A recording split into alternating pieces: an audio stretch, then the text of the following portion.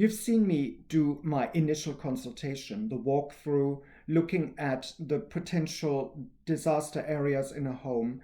And then, as a second thing, we did the tidying up of the space, dealing with things that were simply in the wrong place but could go back to a home that they would usually go back to. Now, what we're left with is the space that I've seen once that is only filled with things that either sit in the right place or things that do not have a proper place.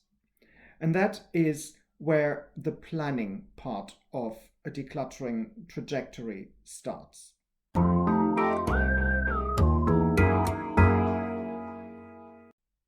Obviously, you could start decluttering and organizing anywhere, but it makes sense to sit down and make a plan of the order of things that you plan to do, because one thing may have an effect on something else, or you cannot do something like a wardrobe if there isn't enough space to take everything out and place it in a way that doesn't fill the whole house. So you have to create small spaces that gradually become bigger spaces. From a client point of view as well, it is important to not start with big projects right away, because they might get disheartened from the fact that it takes a lot of time, that they have to make a lot of decisions in a very short space of time. So I'd rather start with something small that has a downriver effect on another project that we need to look at, like, for example, clearing a drawer that could be used for something else, or making one place organized to show my client that they can actually do it, to give them some success stories before we tackle a bigger thing, or start with something that doesn't have quite the emotional impact, like a sock drawer or your utilities drawer in the kitchen. It's important to find the right order and the right way of approaching things. All of this depends massively on the client, on the way they think, on the way they work, on particular situations, on their ability to make decisions, on their need to take breaks. There are physical limitations to some people. So there are a lot of elements that go into planning the project. One way to think of this is like a giant Rubik's Cube. You have to shift things out of the way into an inconvenient place, only to have enough room to put another item where it ultimately needs to go. It feels like you're creating more chaos in the process, but ultimately more and more items will be found in the places they actually need to be. And there is a tipping point when the client realizes, oh, I can actually find things now, or it looks like things are starting to be in the right place.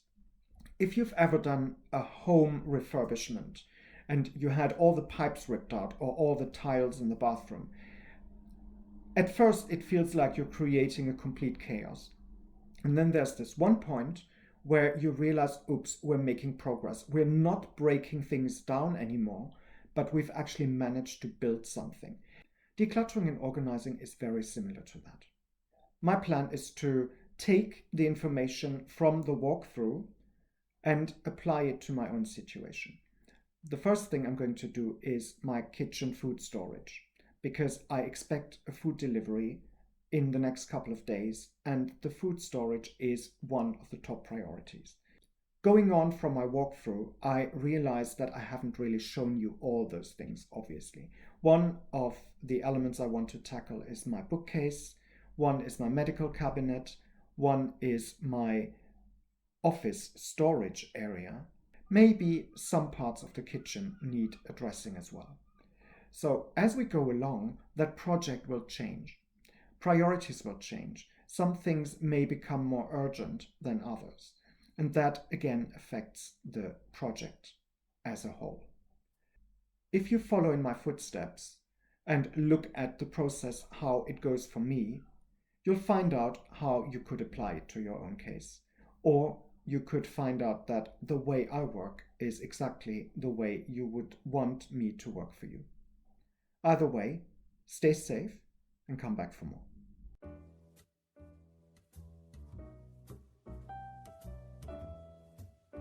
If you want more, there are options. Click the round logo to subscribe to this channel, or select the playlist in the middle to see more content, or check out the links in the description below.